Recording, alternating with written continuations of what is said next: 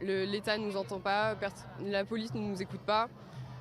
On n'est pas assez pris en compte, nos histoires ne sont pas assez entendues et c'est vraiment un problème actuel. Nous, quand on prend des droits, on enlève des privilèges à d'autres.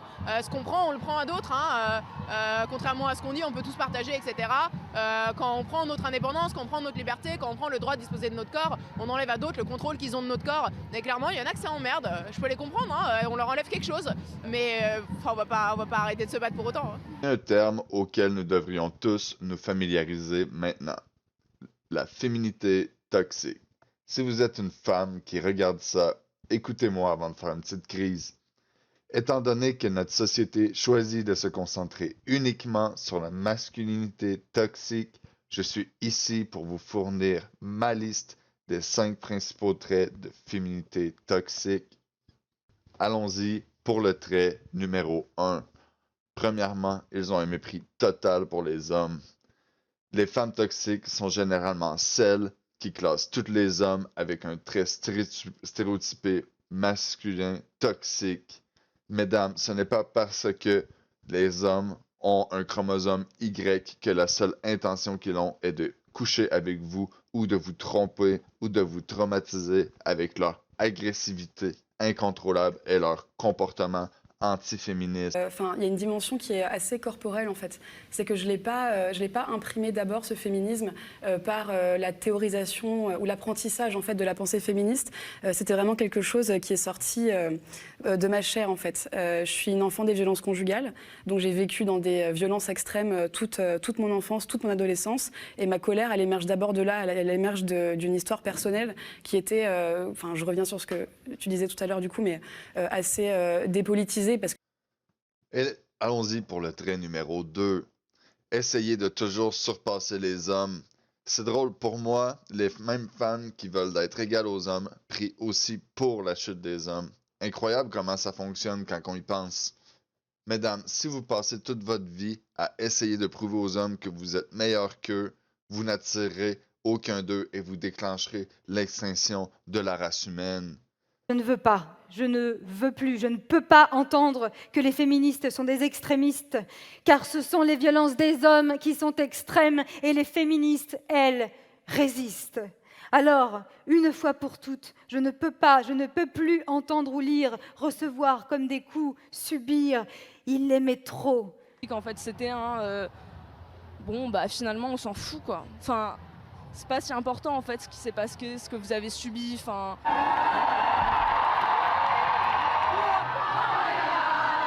Et voici la très simple raison numéro 3. Les femmes manquent de respect envers les rôles traditionnels. Et ce qui est plate, c'est que les gars aussi avaient des rôles traditionnels et nous, on les a fait, tu comprends? On va encore à la guerre, puis on n'entend pas les gars. C'est sûr qu'il faut arrêter de faire la guerre, mais en même temps, les gars sont là, puis ils sont prêts à le faire, tu sais.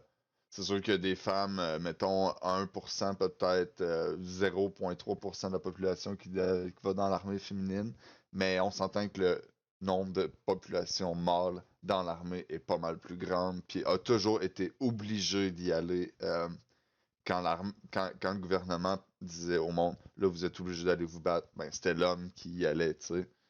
L'égalité dans les promotions dans l'usine, dans les entreprises industrielles, les entreprises administratives, dans la fonction publique, partout, c'est très très rarement des femmes. Enfin, la proportion féminine dans ces postes-là est extrêmement, extrêmement faible. Alors, qu'est-ce qui reste à changer? C'est la volonté politique, d'abord. Il faut véritablement qu'on se rende compte que c'est du fondamental tout autant que le problème écologique, enfin, les problèmes de la relation homme-femme, c'est ce sur quoi sont basées nos sociétés, et si on ne le change pas, ça sera l'énorme échec de l'humanité. Numéro 4. L'oppression et la victimisation pour les féministes est leur excuse préférée chaque fois qu'ils sont confrontés à un comportement traditionnel. Si une femme n'est pas disposée à assumer ses responsabilités, elle fait un lien instantanément avec ses actions et son oppression féministe.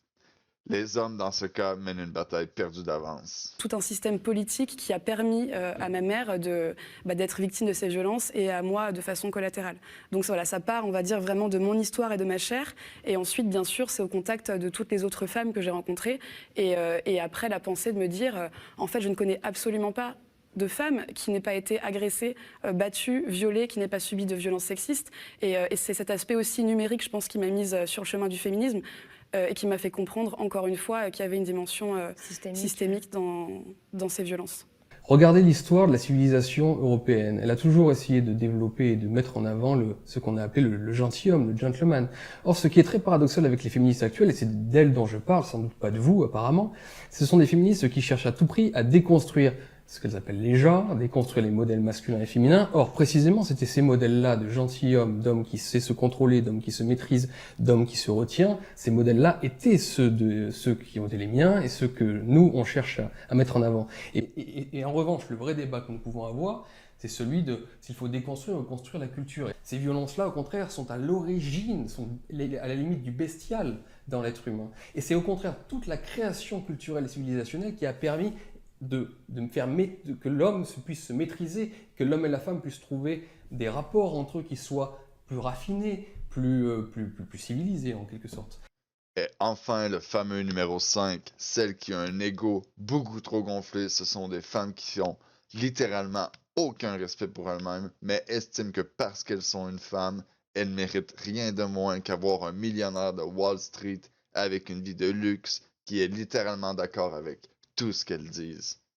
Moi, le féminisme, ça a un peu toujours été une évidence parce que j'ai été élevée dans cette idée par ma mère et par la mère de ma meilleure amie qui se définissaient toutes les deux comme féministes, mais le moment où je me suis vraiment sentie être féministe jusqu'au bout, c'est quand je l'ai politisée. On va dire, c'était d'abord une identité, puis il y a eu le moment de la politisation et ça s'est fait via le syndicalisme étudiant, ce qui s'appelait à l'époque Sud étudiant. On a fait des réunions non mixtes pour discuter un peu de la place des femmes dans le syndicalisme, justement, et pour trouver une place, en fait, dans le milieu militant. Puis par la suite, j'ai milité dans un collectif féministe intersectionnel et aujourd'hui, je suis au collectif féministe révolutionnaire. Savez-vous que OnlyFans est sorti en tant que plateforme basée sur un abonnement pour du contenu exclusif comme le streaming de jeux vidéo, sport, musique, plein air, animaux? Vous les femmes, vous avez dit « Je peux vendre mon corps même si cette plateforme n'est pas vraiment sexualisée ». Et je vais me sexualiser et m'asseoir ici et gagner 100 000 $ par mois parce que les gens vont le faire et je veux être au même niveau qu'eux. Genre, les autres femmes vont le faire et je veux être au même niveau qu'eux. Vous, les femmes, vous avez dit, abonnez-vous à ma page. C'est une erreur parce que tu as mis ta photo là sur Internet et tu gagnais plein d'argent par mois. Et aujourd'hui, la plupart des femmes sensées le regrettent et approuvent que ça a un effet négatif sur les prochaines générations. OnlyFans n'ont pas annoncé leur plateforme en disant de le faire et vous avez vu cela comme une opportunité et vous êtes maintenant en colère contre vous-même pour la plupart. Il n'empêche que aujourd'hui, on voit bien que l'expérience totalitaire n'a eu aucun véritable retentissement. C'est comme si le XXe siècle n'avait pas eu lieu et le néo-féminisme est aujourd'hui une sorte de totalitarisme. Remarquez que OnlyFans veulent supprimer le contenu pour adultes car ils ne veulent pas être connus pour cela. Les filles qui prétendent que c'est une erreur sont celles qui ont échoué. Et maintenant, tu es bouleversé parce que tu ne peux pas le cacher aux futures générations qui croient vraiment que le féminisme moderne encourage l'absence des hommes. Alors, sur ce, je vous souhaite une bonne journée. Au revoir.